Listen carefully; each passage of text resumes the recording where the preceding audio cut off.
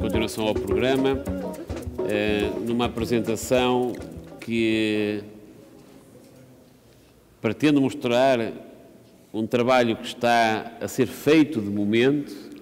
Normalmente os livros apresentam-se quando estão terminados, nós mostramos um livro que está em processo. Portanto, também aqui mostramos alguma inovação. Bom, este livro, catálogo de exposição, naturalmente vai falar sobre esse período de 90 anos da arquitetura brasileira, que é apresentado nesta exposição do Infinito Vão e que é fruto de uma coleção que até é bastante mais ampla, onde apenas uns 10 a 15% dessa coleção é mostrado nesta exposição. Portanto, o catálogo é um catálogo rico, muito pragmático. O Fernando Serapião vai apresentar algumas imagens que explica a metodologia e os objetivos do catálogo. Nós, enquanto Casa da Arquitetura, quisemos naturalmente dar o destaque internacional que esta exposição, mais do que tudo que esta coleção e a arquitetura brasileira merecem, e aqui a presença do nosso parceiro Lars Müller, editor internacional deste livro, que muito nos satisfaz tê-lo connosco neste momento. Explicar também que este livro, que é bastante extenso, com um conjunto de convidados, é uma reflexão disciplinar sobre este acervo, sobre esta exposição. A exposição tem, naturalmente, o objetivo, por aquilo que eu já tenho vindo a explicar na Casa da Arquitetura, de comunicar aos não-arquitetos. Este catálogo tem o objetivo de fazer também o debate disciplinar. É feito em 3 edições distintas, uma no Brasil, que será objeto de oferta pela parceria que nós temos com o CAU, o Conselho de Arquitetos e Urbanistas do Brasil, com a editora Monolito, representada também pelo Fernando, curador da exposição, e que vai permitir que esse livro depois possa ser comercializado em todo o território brasileiro. E isto para nós era bastante importante conseguir garantir num território tão grande como o Brasil essa distribuição, e era importante garantir porque nós, Casa da Arquitetura, queremos difundir a arquitetura brasileira internacionalmente, naturalmente, mas também a valorização do arquiteto dentro da sociedade brasileira. Este era um dos nossos objetivos. Existem várias gerações de arquitetos, muitos deles atuantes, que era necessário reconhecer e mostrar a excelência da sua produção no próprio Brasil, para que a sociedade brasileira pudesse reconhecer e valorizar os arquitetos, naturalmente, que tiveram um papel relevante na história e que já não estão entre nós, mas também as novas gerações que estão ainda presentes e a produzir arquitetura. Eu quero, portanto, agradecer ao CAU, à Monolito, ao Lars Müller, por serem nossos parceiros nas diferentes edições que a Casa da Arquitetura está a realizar, e por isso ser tão complexo este processo, e agradecer naturalmente, e mais uma vez, ao Guilherme Wisnik e ao Fernando Serapião, curadores da exposição, e que estão a coordenar esta publicação que está a ser feita entre Portugal e Brasil para o mundo. Muito obrigado. Lars Müller.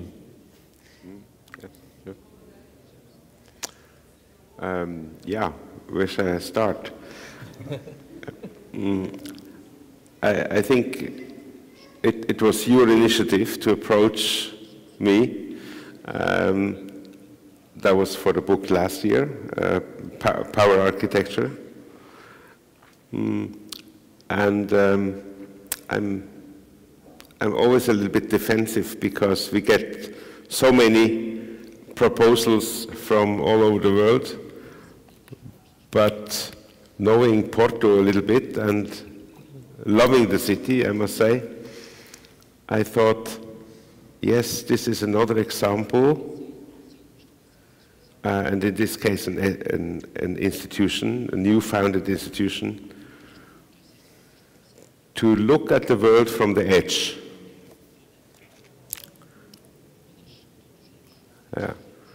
Which we got used to seeing amazing shows and learning a lot from institutions from the center speaking to the world.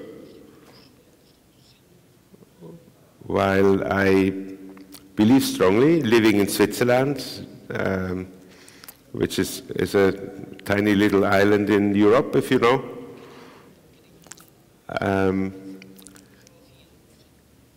being from Norway originally, which is at the far north edge of the world, of Europe at least, I just understand that if we join forces, you know, at the edge, and we look into or onto the centers, that we may have a clearer view than many people living in the center, looking at the center. So I'm happy to be a small publishing house working with a rather small architectural institution in a relatively small city in a small country. So, obviously small is a quality which, if we join forces, we can have a very strong impact. So, this as an initial statement, you know, just to say why it is very meaningful that we are partners. So, the other thing is that I believe that there are aspects in architecture and architecture history, as in this case, which may not be on the front page of magazines or the favorite PhD topics of young academics. Even more, I believe it's important that we understand that having the broad view over the history of modernism may oblige us to have a closer and more detailed view, right? And what you do now with Brazil is actually fitting very well into what I believe is essential actually for the understanding and eventually also for the to overcome modernism, which I think will be the aim of the time, next future. I just believe that we have to take that close look, knowing that the broad look has been made and given and presented, like in major exhibitions on Latin American architecture, for example, and now we have the right and the possibility to focus and look closer, right? Now, from my point of view, when I add this to my program in publishing, I add it to a series of publications on mainly European modernism, or like right now on the upcoming celebration of 100 years of Bauhaus, which we may agree is maybe the birthplace of many ideas which are discussed in your exhibition. So with the freedom of an independent, non-academic, small publishing house, I make my very personal selection of things which I may think or believe myself they are related or they will be related in history. No? So what I believe in this case is that since we had this agreement from the beginning that yes, the book is a medium which you chose to spread the sense and the beliefs of the Casa de Arquitectura, then I think I will try to do my best to spread it as wide as I can, right? So, thank you. And we will prove that, yes, every thought, every idea needs a place, a birthplace, but from then on, the world, or the territory is unlimited, and that's what I like to offer you through my small organization. So thank you for trusting the book as the appropriate medium to communicate to the world. Okay. Muito obrigado a nós, Lars Müller, por essa parceria. Talvez, Fernando, apresentavas... Alô? Oi?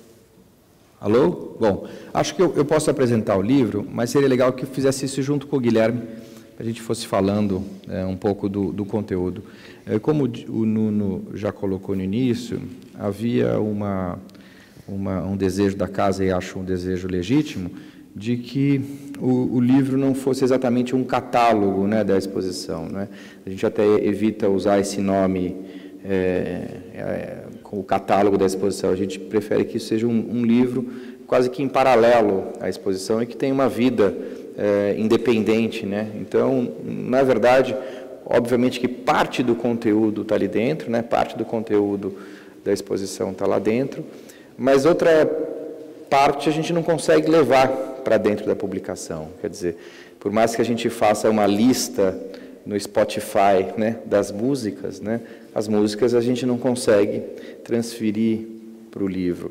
A sensação de visitar a exposição também a gente não consegue transmitir no livro. Mas o livro tem outras virtudes, né? O livro tem outras virtudes, um outro alcance que uma experiência expográfica não tem.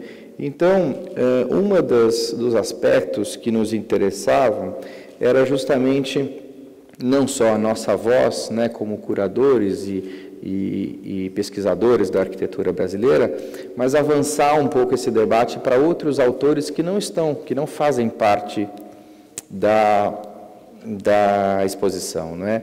Então fizemos convites aqui na primeira parte do livro. Então são vários autores que convidamos, autores brasileiros e estrangeiros, não é?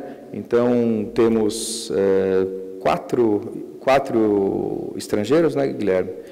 Talvez pudesse... Está funcionando aqui? Não, agora sim. Alô, alô? Alô, alô? Sim.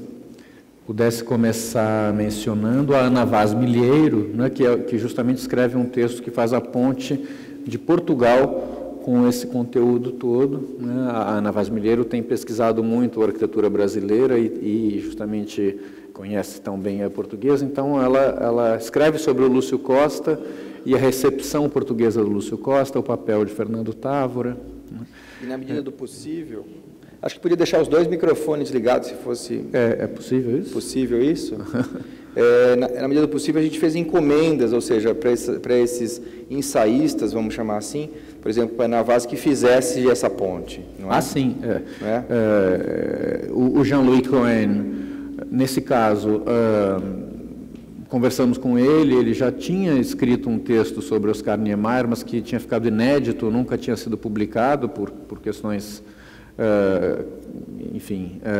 momentâneas, e é um texto muito interessante. Achamos que foi uma ocasião muito boa, então, para publicar o olhar do Jean-Louis Cohen sobre o Niemeyer, sobretudo o Niemeyer fora do Brasil, o Niemeyer dos tempos do exílio.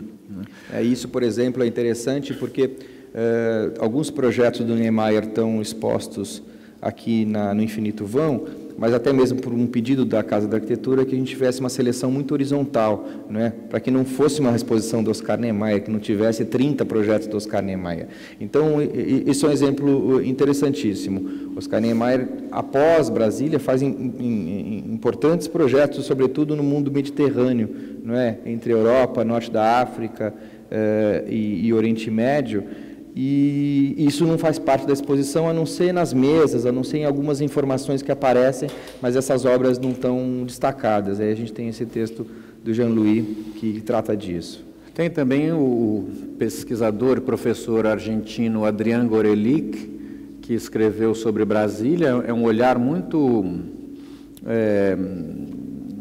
novo, assim, interessante, né? Ele faz um certo panorama sobre as avaliações que foram sendo feitas sobre Brasília e um certo peso de uma leitura pós-moderna em um certo momento, e ele retoma uma necessidade de marcar a importância de Brasília como fenômeno histórico e como matriz de um movimento importante que se sustenta até hoje, né? Então, o Gorelick e o Daniele Pisani, italiano, que é um pesquisador que morou recentemente no Brasil, escreveu um grande livro monográfico sobre o Paulo Mendes da Rocha, né, e que faz nesse texto uma leitura, uma comparação do Paulo Mendes da Rocha com Artigas, mas também com Afonso Eduardo Reide, portanto, uma matriz carioca que é fundamental para a obra do Paulo. Esses são os 4 textos de origem estrangeira. A gente vai mencionar os brasileiros, mas eu acho importante dizer também, pensando, Barry Bergdahl está aqui, por exemplo, fez recentemente uma exposição muito importante sobre a arquitetura latino-americana no MoMA, no Museu de Arte Moderna de Nova York, né, trabalhando com o Carlos Eduardo Comas e com Pancho Liernor, argentino. Então, de certa forma, também, evidentemente, quando nós pensamos esses textos, estamos, né, nós convidamos também um argentino, mas que é o Adrián Gorelick, quer dizer, tem uma certa montagem de peças no sentido de ir complementando uma visão que vai se formando hoje, uma visão histórica e ao mesmo tempo renovada sobre a América Latina, sobre o Brasil. Aí, enfim, os autores brasileiros... Temos o Diego Inglês de Souza, que vem do Recife, então tem um olhar fora dos centros do Sudeste, do Rio de Janeiro e de São Paulo, o que é muito importante, assim como o Wellington Cansado, que é de Belo Horizonte. São jovens autores brasileiros, né? Uma nova geração e muito com um papel muito interessante, um texto muito contundente. Que trazem, inclusive, reflexões, por exemplo, Acácio Gil Borsoi, com o projeto do Cajueiro Seco, como uma origem de uma discussão sobre habitação social e popular no Brasil, na relação com técnicas do popular e do indígena até, né, numa matriz que chega hoje até as construções por cooperativa de mutirão, como a gente diz, que é a habitação, que é a construção participativa, né? Então, esse é um aspecto. O outro, uma leitura do chamado desenvolvimentismo dos tempos da ditadura, da construção de cidades novas, ligadas a mineradoras e usinas, né? E isso chegando até hoje em Belo Monte e todo o desastre ambiental na Amazônia, com uma visão bastante crítica desse panorama, né? Então, aí tem a Ana Luísa Nobre. E o último nome a referir é a Ana Luísa Nobre, que é uma professora e pesquisadora importante do Rio de Janeiro, que faz um texto comentando e comparando Sérgio Bernardes e Lelé, que são 2 grandes figuras que não estão no primeiro plano da crítica e da análise que tem se feito. Então, é uma vontade realmente expressa, explícita, da curadoria de lançar luz sobre esses personagens interessantíssimos. Bom, isso toma a primeira parte, né, da publicação, que são esses ensaios, né? Lógico, antes a gente tem os textos curatoriais que estão na exposição, os textos institucionais, né? E aí a gente divide a exposição em 2 partes, a publicação em 2 partes, assim, como são 6 blocos que a gente usou na exposição, a gente organiza em 3 em 3, né, em 3 pedaços no início, né, que é o do Guarani ao Guaraná, a base uma só, e contra o Chapadão, Meu Nariz. E a gente, enfim, mostra grande parte daquilo que tá em destaque na exposição, mas há também outros elementos, e organiza esses 2 blocos com 2 textos grandes também, 2 textos aí dos curadores. E aí a gente achou por bem, né, que também nós, a nossa voz como autor aflorasse ali, porque os textos curatoriais são divididos, são assinados pelos 2, e eu e Guilherme somos da mesma cidade, da mesma geração, mas nos conhecemos há 20 e tantos anos, mas não éramos da mesma turma, vamos chamar assim, né, Guilherme? Nunca tínhamos trabalhado tanto tempo juntos, o Guilherme de uma faculdade, eu de outra, e temos uma história paralela e muito diferente.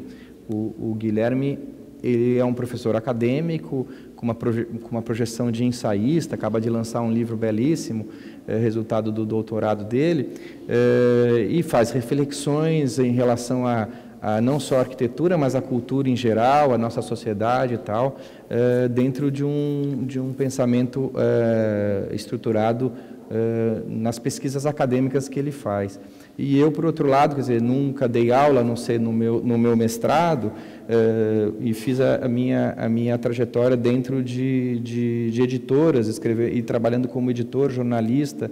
Então, eu tenho um viés muito mais jornalístico do que o Guilherme, que tem um viés muito mais ensaístico, né? Então, a gente achou que era interessante que isso se aflorasse em certa maneira, e poderíamos ter dividido, ele escrevendo o segundo, eu o primeiro, ele o segundo, mas ficou assim, o Guilherme escreve um texto grande na primeira parte, que é um texto ensaístico, que fala sobre Niemeyer e Artigas, sobretudo, né? Quer falar um pouquinho sobre isso, não? Acho que já falamos bastante disso na exposição, né? Esse é um assunto bastante claro lá. Mas, assim, é um panorama isso, porque a exposição é feita em 6 núcleos, cronologicamente, né? Então, fizemos uma divisão irmã, né? Cortando pelo meio. Cabe a mim o período que vai dos anos 20 até os anos 60, né? E ao Fernando dos anos 60 até hoje. E o meu aqui, vocês estão vendo, né, o texto dele já está com o título assinado, o meu está aqui, Texto Fernando, né? Porque isso aqui justamente é um processo, o meu texto não está finalizado. Isso prova que o catálogo não está pronto ainda, porque quem não entregou o texto foi ele. Né? Ele estava falando, ele estava inventando, mentindo coisas sobre mim, estava espalhando esse fake news, mas agora ele foi desmentido pelo próprio... Quando apareceu esse slide, ele ficou rindo na minha cara, mas não, olha aqui. Foi a equipe dele que preparou isso, então ele que fez essa pegadinha aqui comigo. Mas, enfim, e aí, isso aqui, justamente, a gente está mostrando para vocês um processo, tá? É uma página dupla, que é o sumário mesmo, aqui está em português, está tudo ainda em processo, a gente provavelmente vai tirar essas 2 partes, vai mudar um pouquinho algumas coisas, mas fundamentalmente é isso. Vamos passar um pouco para ver, olha, aqui um texto curatorial, aí um pouquinho de como funcionam os ensaios, né? Os textos, as imagens, esses são os textos dos ensaístas convidados, só para dar um exemplo para vocês como é que é um pouco do clima da paginação que está em processo, tá? Desenhado pelo 02. Então, desenhado pelos R2, uma equipe aqui de Portugal, um português e uma francesa, não é? E eles são os mesmos autores do projeto do design da exposição. Então, a gente achou que fazer esse link seria muito interessante. Aqui do Daniele Pisani, só para passar um pouquinho para vocês verem um pouco a cara do livro, tá? Jean-Louis.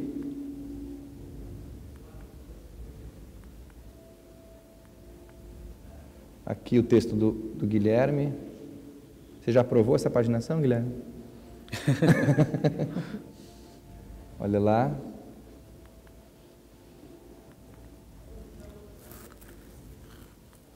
E a gente mostra um pouquinho do núcleo para dizer como funciona, não é? Ou seja, muita coisa da exposição, lógico que está presente. Os textos emocionais, etc., né? Vão aparecendo aqui. Só para mostrar um pouquinho.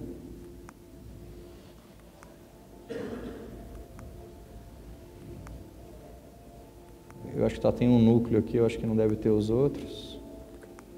porque são 400 páginas, seria chato ficar folheando tudo isso com vocês, né? Tem mais de um aqui. Base é uma só. E aí, a capa tem uma coisa interessante que a gente imaginou, desde o primeiro momento, eu sugeri que, eu fiz uma sugestão para o pessoal do R2, que se não era possível a gente fazer um metal na capa, né? Tal como a viga, né? E sugeri, baseado num livro que eu tenho, um catálogo do MoMA, que é uma exposição sobre máquinas, né? E eu comentei no Skype com eles, e eles falaram, não, a exposição chama The Machine, que é uma exposição que é um clássico do design, estava lá do MoMA, e estava na minha coleção ali, vale acho que $800 o catálogo que eu tenho lá, eu nem sabia, não dava nem o maior valor, mas não, é difícil fazer esse metal, então a capa é metalizada, né? Para ficar um pouco o link com a exposição.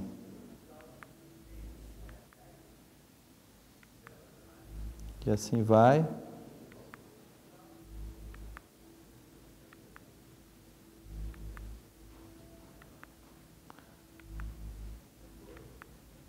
Ainda tem o terceiro, então está completo o 3.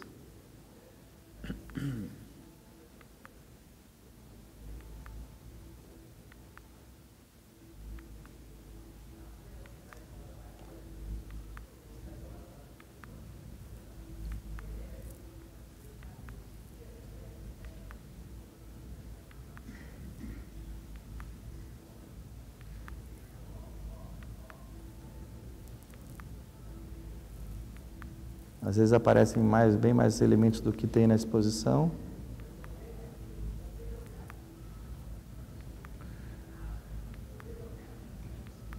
Será que tem tudo aqui? Não, acho que não está completo. A gente tem um pouquinho de cada capítulo, a verdade então é essa aqui. Então, todos os projetos. Enfim, de fato, esse livro, quando ficar pronto, ele vai ser um documento...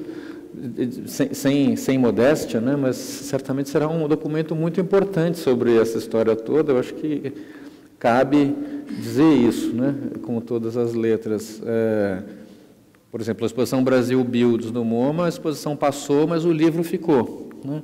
Ele até hoje o grande registro, e o mesmo com as outras exposições, as duas sobre a arquitetura latino-americana, e agora essa, quer dizer, a Casa da Arquitetura deu as condições, constituindo inclusive essa coleção, né, para que essa grande exposição fosse feita. Então agora é vertiginoso a quantidade e acho que a qualidade que existe nesse material que está, e nesse sentido é fundamental termos o apoio da editora Lars Müller, cujos livros são verdadeiros objetos de culto para todos nós que gostamos muito de arquitetura e dos livros de arquitetura, né? Sem que isso seja fetichista, ao contrário, objetos de culto no melhor sentido da verdadeira qualidade do que esse selo e esses livros representam. Então, muita felicidade para nós poder.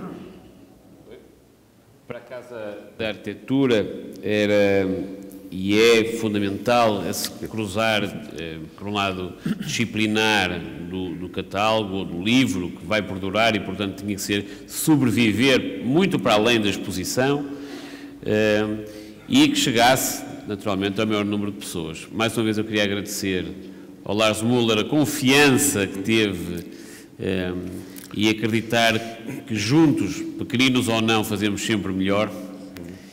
E aos curadores, naturalmente. Lars, querias dizer alguma coisa? Yeah, I need to add something, because the Casa da Arquitetura is still in the, let's say, in its childhood phase, no? First year. So, and I think we all wish it a very long and strong and influential life. And I believe the book is a very, how to say, it's a reliable partner, like it's nursing you through life in a way.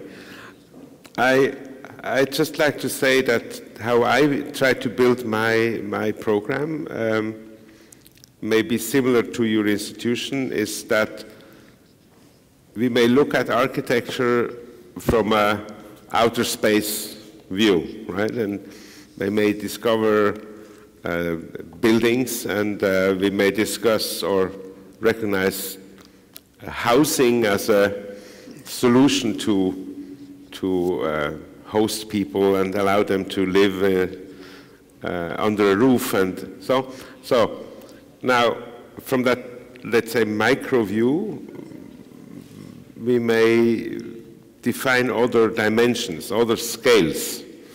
And I believe that what we do now with Brazil is that we are in the middle of this, of this scale, which I would say you have Latin America as a bigger topic, and you may have the total globe as the even bigger. And if you go smaller, then you have a view on individual people, like, and I'm very impressed to hear and see about this amazing book about Lúcio Costa, which shows us, me as a publisher, you as an institution, that we have to draw that diagonal through the enormous universe of architecture. And if we do that well, then we may attract our audience, and they will follow us through that enormous dimension of architecture, which is meant to survive individual biographies or generations and last longer, and it should have a chance to become even more important. So the power architecture, right? So to just consider architecture as a direction in society, a kind of an instrument that may socialize people and contribute to. And I'm sad to say that I'm disappointed about politics in Brazil, and I am more convinced by Brazilian architecture, to say. So, but we have to work on it, because architecture will survive each and every of these political generations. And if we believe in that, then I think being small is just great, because we kind of fly under the radar, and then we pop up, and we have a very strong voice, and the world is listening. So thank you very much. Thank you.